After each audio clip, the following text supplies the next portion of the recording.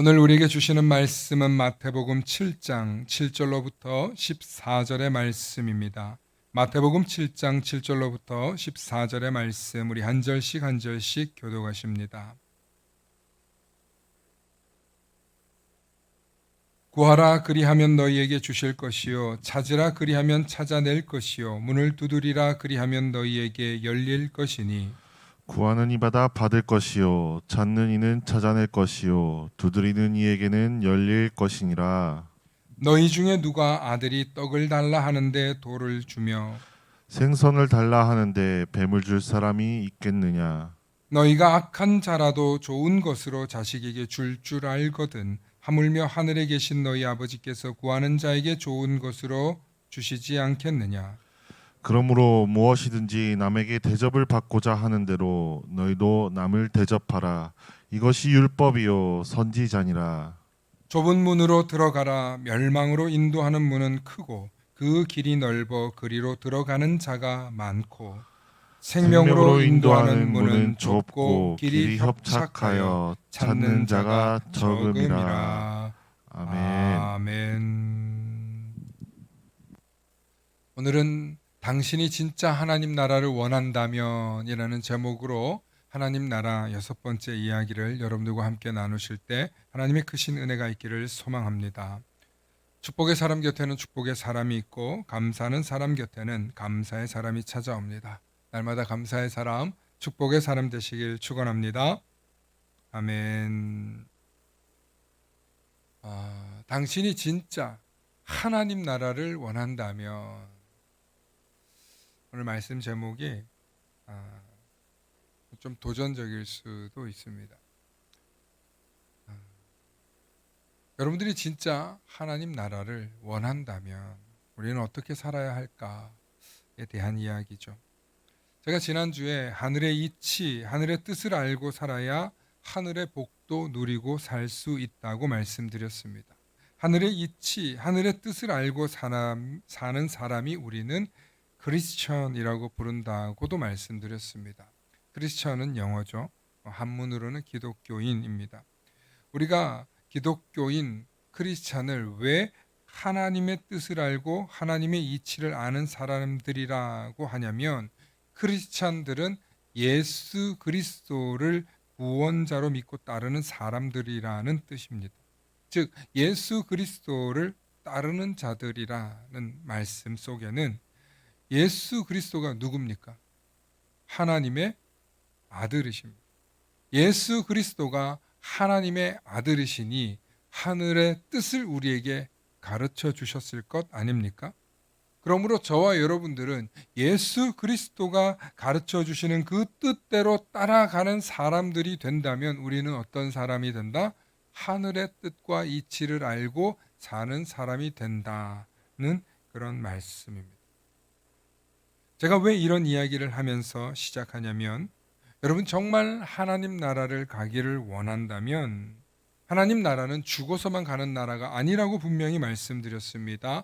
그 하나님 나라는 이 땅에서도 경험할 수 있고 만나볼 수도 있고 알게 될 거라고 말씀드렸습니다. 이 땅에서 하나님 나라를 알지 못하고 이 땅에서 하나님 나라를 만나보지 못하고 이 땅에서 하나님 나라가 뭔지를 모르는 사람은 하나님 나라에 들어갈 수 없습니다. 그게 진리이기 때문에 그렇습니다. 하나님 나라를 모르는 사람이 어떻게 하나님 나라에 들어갈 수 있겠습니까? 그런데 하나님 나라는 어떻게 들어갈 수 있느냐? 아버지의 뜻대로 행하는 자라야 들어갈 수 있다고 했습니다. 예수님께서 하나님 나라 쉽게 못 들어간다, 낙타가 바늘길을 들어가는 것처럼 어렵다라고 얘기하니까 사람들이 그러면 우리 어떻게 가야 됩니까? 라고 묻자 예수님께서 말씀하셨습니다. 아버지께서는 다 하실 수 있느니라. 아버지의 방법을 우리에게 알려주신 거예요. 누가요? 예수님이 알려주신 거예요. 그래서 예수님이 알려주시는 그것이 우리가 하나님 나라에 들어갈 수 있는 비결이에요. 그러면 예수님이 알려주신 그 길은 뭐냐? 너무나 쉽고도 간단하게 예수를 나의 구원자로 믿고 그분이 가르쳐 주시는 대로 살면 된다는 거예요. 그래서 나는 길이요 진리요 생명이니 나로 말미암지 않고는 아무도 어디에 갈 수 없다? 아버지께로 갈 수 없다고 했어요. 그래서 예수님이 가르쳐 주는 대로 사는 게 중요해요. 그런데 이 예수님이 가르쳐 주시는 것을 교리로 받아들이는 사람이 있는가 하면 예수님이 가르쳐 주시는 것을 진리로 받아들이는 사람들이 있다는 거예요. 제가 왜 오늘 이런 이야기를 가지고 시작하냐면 여러분들이 세상을 살면서 여러분들이 좁은 마음, 좁은 생각, 좁은 교리로 예수님의 말씀을 가두면 우리의 신앙도 좁을 수밖에 없기 때문입니다.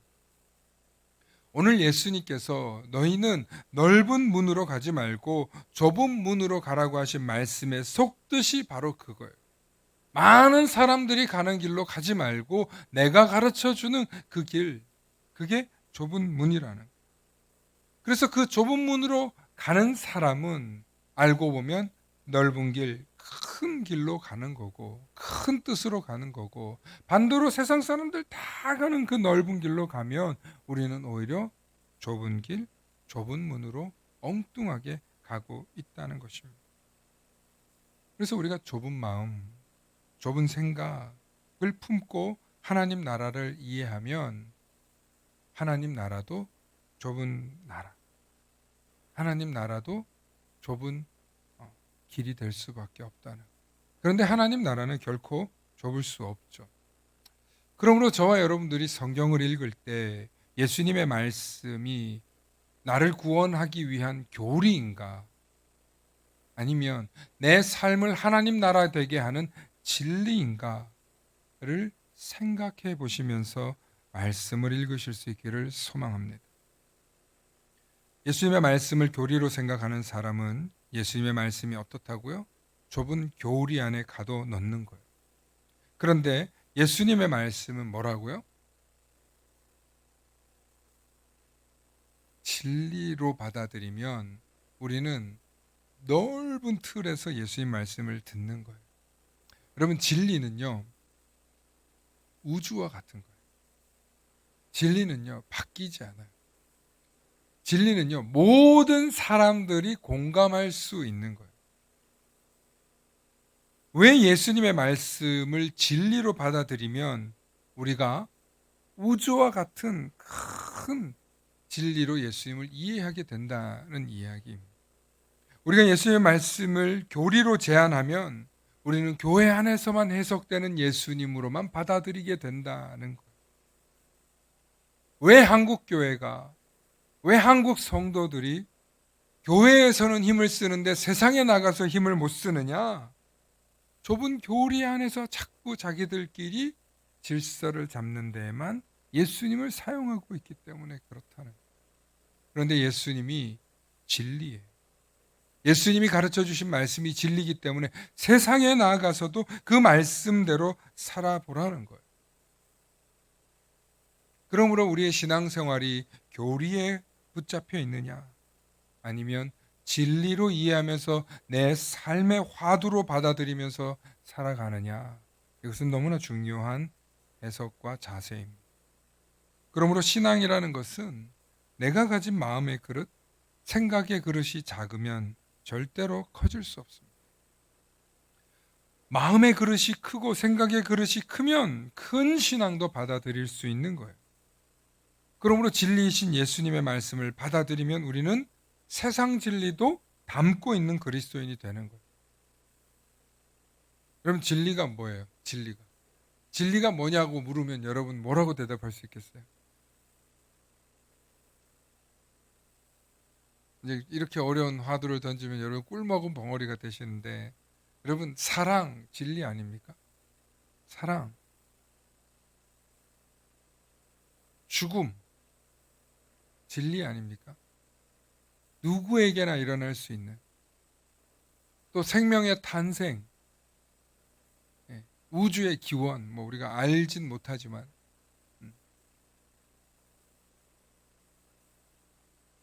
모든 사람들이 이해할 수 있는 그런 큰 틀의 것들이 있어요. 사랑에는 여러 가지 의미로도 해석할 수 있죠. 희생, 자기 헌신, 나눔, 베품, 친절, 미소, 뭐 사랑에 대해서 여러 가지로 표현할 수 있어요. 그런데 그게 진리이기 때문에 그런 거예요. 워낙 큰 거기 때문에, 너무나 큰 거기 때문에 아주 작은 부분들도 다 담고 있어요. 진리는. 그래서 모든, 제가 늘 말씀드려요. 우리 성경은요, 마지막에 사랑으로 끝나요. 그래서 사랑으로 해석하면 모든 성경이 다 담아진다는. 그리고 그 사랑의 완성자가 누구라고 말씀드렸습니까? 예수 그리스도, 하나님. 그러므로 진리를 우리가 숭고하게 받아들이고 그 진리이신 예수님의 말씀을 따르는 거지, 예수님을 교리로 따라가지 않는 그런 그리스도인들 되시길 소망합니다. 제가 왜 이런 이야기, 이런 어려운 이야기를 하냐면, 큰 문제의식을 가진 사람은 큰 신앙을 할 수 있기 때문에. 근데 작은 문제를 의식을 가진 사람은 작은 신앙생활을 할 수밖에 없다는 것. 그게 오늘 말씀의 핵심이에요. 좁은 문으로 들어가라는 신앙생활은 바로 큰 문제의식을 갖고 살라는 거예요. 왜요? 귀찮게. 많은 사람들이 내 것, 내 문제 해결하기도 벅차요. 왜 좁은 문으로 들어가는 그리스도인이 되어야 하냐면, 우리는 우리 문제에 자꾸 국한되어서 내 일, 내 것, 내 문제에만 자꾸 사로잡혀요. 아니, 내 문제에만 포로된 자가 되려고 한다는 거예요. 예를 들면 우리가 돈을 벌거나 자녀를 교육하는 일에서 오늘 하루 얼마를 벌었고, 오늘 하루 우리 아이가 뭘 공부했고, 오늘 하루 나는 뭘 했는지 자기를 이렇게 돌아봐요. 열심히 사는 거죠. 일기도 쓰고 자기 자신을 복귀하면서 매일매일 하루를 열심히 살 수 있어요. 여러분, 그거는 문제되지 않아요. 왜냐하면 오늘이 없는 내일은 없기 때문에. 그래서 오늘을 최선을 다해서 사는 거 중요해요. 그런데 오늘 내 문제에 너무나 집중한 나머지, 내 시간, 내 생활에만 매몰된 나머지 항상 내 문제밖에 보이지 않는다. 옆 사람의 문제, 이웃의 문제, 타인의 문제, 우리가 돌아가는 세상의 문제, 우리가 관심 없이 산다는. 그래 놓고 사회적으로는 여러분들이 성인이 됐고 뭔가를 활동하기 때문에 또 사회 문제, 정치 문제 뭐 이렇게 얘기하는 것. 그런데 동떨어져서 해석한다는 거예요. 교회에 와서는 사랑을 얘기하는데 세상 나가서는, 아이고 목사님 세상 나가서 어떻게 사랑 얘기합니까? 세상은 험해요. 교회와 세상을 자꾸 구분하려고 한다는 거예요. 그것도 좁은 신앙. 예를 들어 우리가 살고 있는 이 지구가 국가나 도시 속에 살고 있어요. 그죠? 며칠 전에 막 비가 엄청 쏟아졌어요. 비가 엄청 쏟아지면 우리가 일기예보도 보고 어디에 물난리가 났고 무슨 문제가 있는지 우리가 관심을 가져요. 지난주 중에 한 성도님이 저한테 연락이 왔어요. 목사님, 교회는 괜찮아요? 집이 좀 멀리 떨어져 계신 분인데 괜히 교회가 걱정이 되는 거예요. 비가 너무 많이 온다니까. 감사하더라고요. 그런 문자를 받으니까. 교회 걱정해 주는 거죠. 감사해요. 그러니까 내 문제만 걱정하는 게 아니라 멀리 떨어져 있는데 교회를 걱정해 주는 거예요. 감사해요. 근데 교회를 걱정해 주는 것만으로 그치지 말고 우리가 살고 있는 세상에서도 세상에 잘 돌아가는지 관심을 가지고 살라는 거예요. 예를 들면 사회복지적인 측면에서 한번 볼게요. 몇 가지 제가 예를 들게요. 여러분, 우리 사회복지가 어떤 일들을 합니까? 뭐 고아를 돌본다든지 장애를 돌본다든지 독거노인을 돌본다든지 우리 사회의 이곳저곳의 일들을 사회복지가 굉장히 좋아졌어요. 우리나라가. 그럼에도 불구하고 사회복지의 사각지대가 있어요, 없어요? 있어서 자살하는 사람이 나오잖아요. 독거시설에 있으면서 나와서 홀로 있으면서 돌아가시는 분들 있잖아요. 또 장애를 가지고 있음에도 불구하고 도움받지 못해서 굶어 죽는 사람들 있잖아요. 그러니까 그런 문제들이 내 주변의 이웃들이 혹시나 없는지 살필 수 있는 마음. 그게 우리의 신앙생활이 좀 더 넓은 분야를 우리가 실천하면서 사는 거예요. 또 정치적인 면으로 볼까요? 여러분 정치적으로만 이 당 지지자 저 당 지지자 이런 얘기하는 게 아니에요. 뭔 얘기냐면 우리가 살고 있는 세상은 다 정치가 있어요. 뭐 여러분들이 속해 있는 기관도 뭐 학교도 어떤 뭐 부분 속에서도 다 정치적인 문제들이 있어요. 그런데 그 속에 인간들이 모여 있기 때문에 어두운 면이 있어요. 부정을 저지르는 사람이 있어요. 그런 부분에 대해서 우리가 침묵하는 사람이 있는가 하면 아니야. 내가 침묵할 수 없지. 내가 그리스도인으로서 정의로운 사회를 만들어야지. 하고 부정직한 거, 문제가 되는 거, 부정부패, 부조리한 거 고발하는 거예요. 근데 여러분 그 얼마나 어려운 일이에요. 내 생계가 달려 있고 내 커리어가 달려 있고 내 직장이 달려 있는 문제인데 입 다물고 침묵한다는 게 훨씬 쉽죠. 근데 그걸 열어서 그 문제를 끄집어내면 얼마나 힘듭니까? 이건 정말 피할 수 없다. 그런 일에 여러분 정직하게 여러분들이 맞설 수 있기를 소망합니다. 쉬운 일 아니에요. 그런데 우리가 큰 뜻에서 신앙생활을 하면 그런 게 보인다는 거예요. 또 기업이나 산업이나 사회에서도 부조리한 게 얼마나 많아요. 하청 주고 뭐 어려운 일들은 뭐 정말 이렇게 남들 힘든 사람들 외국인들 이렇게 시키고 얼마 전에도 화성에서 배터리 뭐 폭발 사고로 수많은 사람이 돌아가셨는데 대부분이 누구예요? 하청 기업이고 외국인이고 물론 그분들은 돈 벌러 오신 거지만 하루 아침에 남의 나라 와서 돌아가신 거예요. 그런 거를 이제 조사를 하잖아요. 우리 정부에서나 기관에서. 그런데 이미 그런 사건 사고들이 날 때는 예후 징조가 있다는 거예요. 그럼 뭐 그리스도인들이 그 속에 있으면 발견하면 이거 아니라고 지적하고 문제 삼고 그러면 정말 아까운 생명들을 구할 수 있는 일이 왜 안 생기겠냐. 왜 이런 얘기 하냐면 우리가 큰 틀에서 신앙생활을 하면 우리 사회에서 정직해야 되는 부분, 이웃을 위해서 사랑해야 되는 부분, 우리 사회에 보이는 많은 문제들도 신앙과 상관없이 사는 게 아니라 우리의 신앙을 실천하면서 살아갈 수 있다는 사실을 깨달으실 수 있기를 축원합니다. 그러므로 교회에 오셔서 여러분들이 내 문제, 내 어려움, 내 거 해결해 주세요. 호소하는 거 필요해요. 그런데 그것만 붙들고 매달리는 게 아니라 하나님의 지혜를 얻고 하나님의 마음을 얻고 하나님의 위로를 얻으셔서 여러분들이 용기를 내고 힘을 내서 다시 세상에 나아가서 뭐 하시라는 거예요? 정의롭게 살라는 거예요. 정직하게 살라는 거예요. 진실하게 살라는 거예요. 성실하게 살라는 거예요. 그렇게 살아내는 게 여러분 어려워요.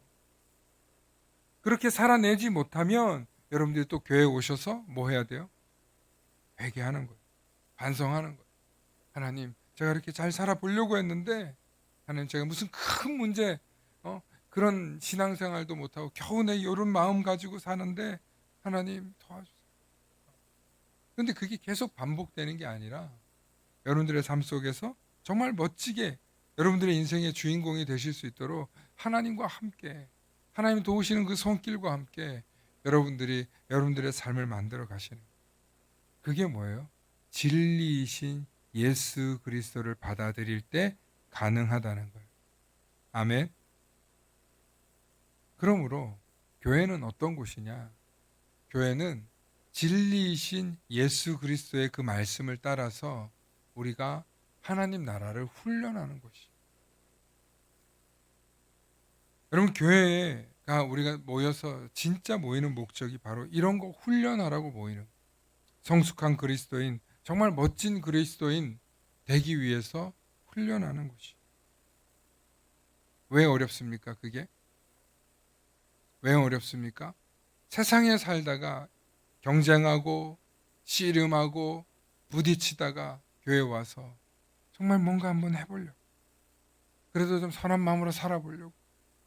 그렇게 여러분들이 마음 먹고 왔는데 그걸 실천해내는 훈련을 해야 되는데 그걸 어디서 하냐? 교회에서 하는 거예요. 어제 여름 성경학교를 정말 벅차게 치렀어요.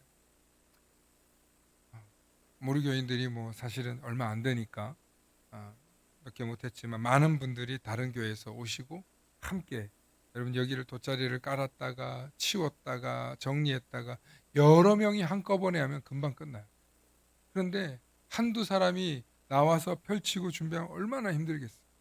근데 여러 명이 와서 다 치우고 다 밀고 했어요.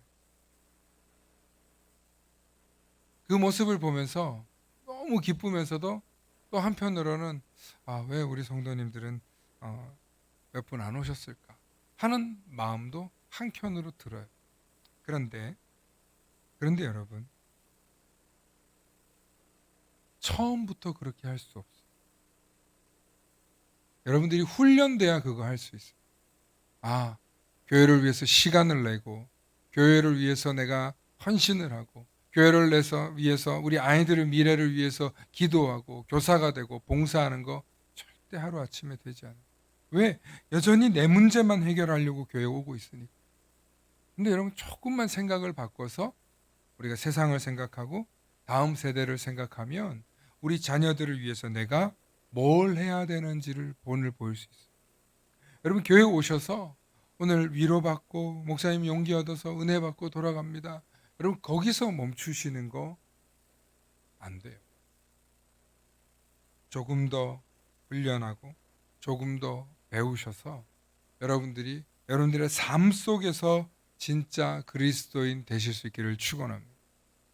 여러분들이 삶 속에서 그리스도인이 되려고 할 때 교회에서 하는 신앙생활이 즐거워져요. 교회에서 훈련할 때요, 여러분 뭐가 좋은지 아세요? 교회에서 훈련할 때는요, 좀 실수해도 덮어줘요.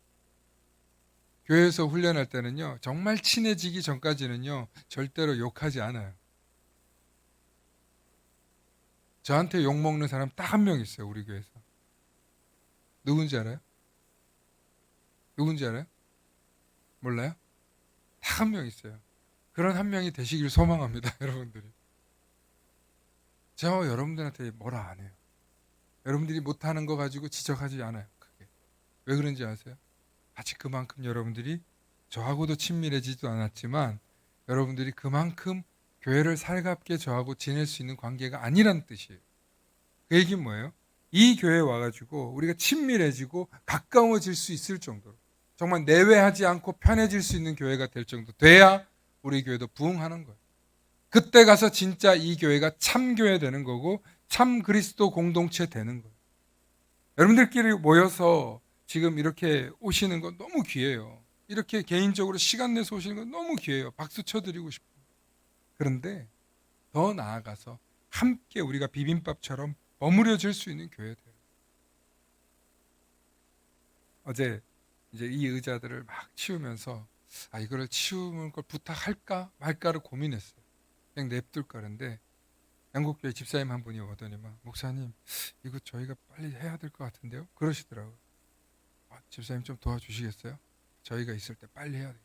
다 피곤해요. 9시 반 얼마나 피곤한지 몰라요. 9시쯤 됐을 때니까 다 지쳐있어요. 그런데도 마지막까지 치우고 가요. 물론 제 눈에는 아직도 어지러운 거 많아요. 다 보여요, 제 눈에. 그런데도 그분들이 그렇게 수고하고 애쓰는 걸 보면서 제가 뭘 느낀 줄 알아요?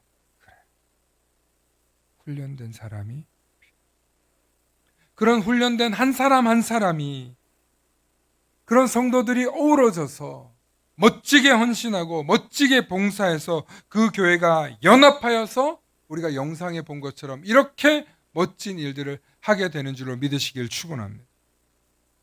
여러분 뭐라고 하는 게 아니에요. 그렇게 될 날이 머지 않은 줄로 믿으시길 소망합니다. 저는 그렇게 될 줄 믿어요. 의심하지 않아요. 이미 여러분들이 오셔서 하고 계시고 있어요. 진짜 그런 날이 머지 않았는데 한 가지 주의할 게 있어요. 우리 연세 많으신 어르신들, 여러분들한테 교회를 맞춰달라고 저한테 요구하지 마세요. 왠지 아세요? 여러분들은 10년, 20년 되면 뭐 하실 분들이에요? 뭐 하실 분들이에요? 진짜 교회만 다닐 거잖아요. 진짜 교회만 다닐 거잖아요. 그럼 우리 30, 40대들이 교회에 오셔서 막 일할 수 있도록 어떻게 해줘야 돼요? 기도해주고 응원해주고 쟤는 왜 못할까 이게 아니라 잘한다 잘한다 칭찬하시고 여러분들이 할 수만 있으면 쌈짓돈 모아서 밥도 사주고 그렇게 하실 수 있기를 축원합니다. 여러분 앞으로 교회가요 왜 이렇게 무너지고 있고 왜 한국 교회가 어렵냐면요 자꾸 어른들 자기들 기준에 맞추라고 하고 있기 때문에 그래요. 어제 오신 목사님 중에 용인교회 고요한 목사님 오셔서 했는데요. 저랑 동갑이에요. 거기가 한 300여 명 정도 모이는 교회 목사님이셨는데 지금 가서 500여 명으로 성장시켰어요. 근데 조건이 하나였어요. 저는 권사님, 장로님들도 보고 목회 안 합니다. 저는 30, 40대 보고 목회합니다. 제 모든 관심은 거기에 있습니다. 근데 그걸 장로님들이 이해해 주신 거예요. 받아들여 주신 거예요. 그러면서 후원하고 물질을 다 교회 학교나 젊은이들 선교 사역으로 쓴 거예요. 그러면서 젊은이들이 모이는 거예요. 여러분 지금 30, 40대들 교회 모이는 거 정말 어려워요. 지금 우리 교회 30, 40대 분들이 왔다 갔다도 하고 와서 지금 수고하시는 분도 계시지만 지금 계속 오려면요. 여러분 고령화되는 교회 되면 안 돼요.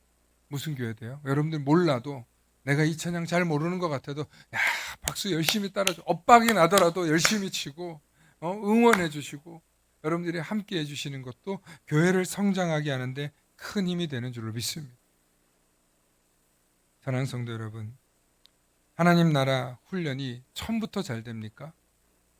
아니, 어설프고 서툴고 자기들끼리 부족하고 자기들끼리 부딪히고 그렇게 싸울 수도 있어요. 서운할 수도 있어요. 상처받을 수도 있어요. 그러나 그럼에도 불구하고 교회는 세상과 달라서 더 뭐가 있어요? 사랑이 있어요. 격려가 있어요. 좀 부족하고 못난 사람도 함께 가자고 손 내밀어 줌이 있어요. 세상은 어때요? 세상이 그렇게 친절한가요? 아니에요. 너 못해? 오지 마. 너 못해? 하지 마. 너 돈 없어? 그럼 넌 안 돼. 세상은 그렇잖아. 근데 교회는 아니에요. 뭐 하는 곳이에요? 하나님 나라를 훈련하는 곳이에요. 그래서 예수 그리스도의 사랑을 배워서 예수 그리스도와 함께 성장하는 곳이에요. 그러므로 여러분들이 교회 오셔서 반드시 배우셔야 할 것이 무엇이냐? 다시 한번 강조합니다. 하나님 나라를 배우는 일에 궁극적인 여러분들의 사명이 있으시기를 축원합니다. 그래서 나 하나님 나라를 더 알고 싶어. 나 하나님 나라를 더 느끼고 싶어. 나 하나님 나라를 경험하고 싶어요. 어떻게 해야 돼요? 부르짖어야 돼요. 기도해야 돼요. 내가 기도 안 하고 내가 부르짖지 않는데 어떻게 예수님 만나보겠어요? 어떻게 하나님 나라 경험할 수 있겠어요? 우리가 먼저 하나님 나라 경험하고 싶어. 하나님 나라 알고 싶어. 그렇게 부르짖으실 수 있기를 축원합니다. 그러면 우리 삶에 하나님 나라가 뭔지 알게 되시고 그리고 하나님 나라가 뭔지 경험하게 되시고 그리고 그 하나님 나라가 뭔지를 알고 경험하게 되면 우리 삶에 어떤 일이 일어나냐? 나 진짜 하나님 나라 백성답게 살래. 나 정말 하나님의 자녀답게 살아볼래. 어디서요? 교회에서만? 어디 나가서요? 세상에서. 세상에서도 하나님 자녀로 사는 거 힘들어요. 우리 이용하려고 그러고 괜히 찌르고 괜히 뭐라고 하고 야 요즘 누가 교회 다녀? 너 아직도 그렇게 이상한 데 다니냐? 하는 사람들도 많아요. 그런데 여러분 정말 하나님 나라를 알게 되면 정말 하나님 나라를 만나기를 원해서 하나님 나라 백성 되기를 하나님 나라 자녀 되기를 소망하면 그걸 교리로 받아들이는 게 아니라 진리로 받아들이셔서 우리 삶을 세상에 나아가서도 실천하면 하나님이 반드시 도우시고 함께 하시는 것을 경험하게 되실 것입니다. 그러므로 내 문제에만 매달려 사는 사람 되지 맙시다. 내 문제에만 매몰되지 맙시다. 내 문제를 반드시 누가 해결해 주세요? 하나님이 해결해 주세요. 여러분 이렇게 말씀 전하는 저 역시도요. 제 문제 있어요. 자녀를 양육하는 문제, 가정을 돌보는 문제, 이것저것 제 안에도 왜 어려움이 없겠어요. 그러나 그 문제를 매달리는 시간보다 하나님 문제에 관심 갖고 씨름했더니 어떤 일이 일어나냐? 하나님이 제 문제도 해결해 주시더라는 거예요. 하나님도 제 문제를 도우시더라는 거예요. 하나님도 제 문제를 더 잘하시고 너 그거 신경 쓸 시간에 내일 해 하고 좋은 사람, 좋은 교회, 좋은 성도들 붙여주셔서 이런 기적과 같은 일들을 경험하고 이루게 되는 줄로 믿습니다. 여러분, 우리의 힘과 능력으로는 다 할 수 없어요. 그러나 하나님이 감동 주시고 하나님이 도우시면 놀라운 일을 어제와 같이 또 앞으로도 내일도 계속 우리는 이룰 줄로 믿습니다. 그러므로 내 문제에 매몰되지 마시고 하나님께 그 문제 맡기시고 하나님 문제에도 관심 가지시는 저와 여러분들 되시길 축원합니다.